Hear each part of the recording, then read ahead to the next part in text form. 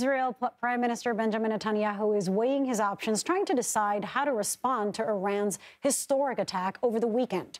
President Joe Biden made it clear he will not be involved. The U.S. wouldn't be involved in an attack on Iran, despite Washington's ironclad support for Israel's security. CBS News foreign correspondent Imtiaz Tyab is following all of these developments from Tel Aviv.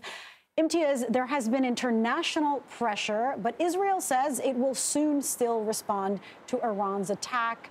How is everyone you're speaking with feeling about this?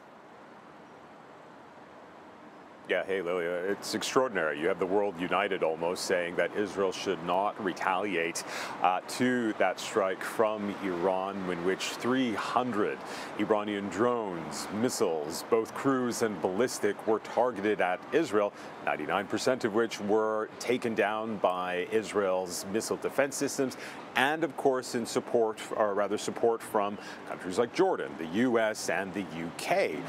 The mood here in Israel, of course, is one of concern, but people are largely moving on with their lives as normal. But when you sort of step back and look at the politics at play here, and there are politics at play, when you look and when you consider Israel's own war cabinet, which is pretty much made up of three men, which is Benny Gantz, Yoav Gallant, and Benjamin Netanyahu. These are three men who don't always see eye to eye at the best of times, and they don't in this moment as well.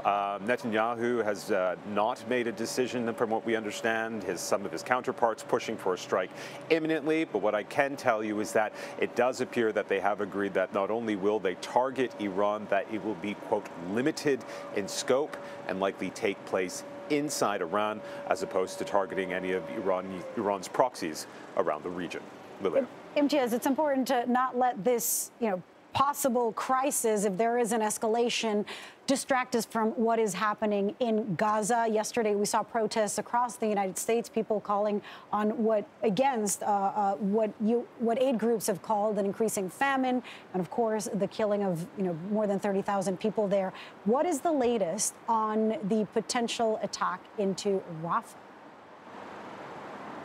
Yeah, it's a really good question, and you're absolutely right. So much happened in the last few days, but the horrors that we've been seeing in Gaza continue, including several Israeli strikes just today, killing some policemen and indeed civilian casualties as well. And as you rightly point out, we have hired for the first time a top U.S. official, Sam Power, who runs USAID, describing the situation in northern Gaza as a famine. This is the first time we're hearing that. The situation is extraordinarily dire in Gaza, but Israel also saying that they are determined to go into Rafah in southern Gaza, where 1.4 million Palestinians who have fled violence elsewhere are now crammed. And if you really want to get a sense of the size of the place, Rafah is really pretty much the size of Heathrow Airport, and you have all these people there. And the U.S. has said, don't go into Rafah unless you have a plan to move these people somewhere safer as you go after Hamas. And that is something that Israel has not provided the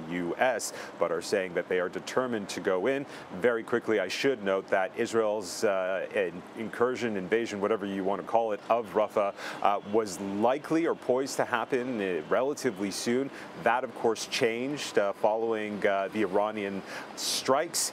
But again, the concern now is that whenever Israel responds, and they will respond, that Rafah will be next. Wow. Lilia.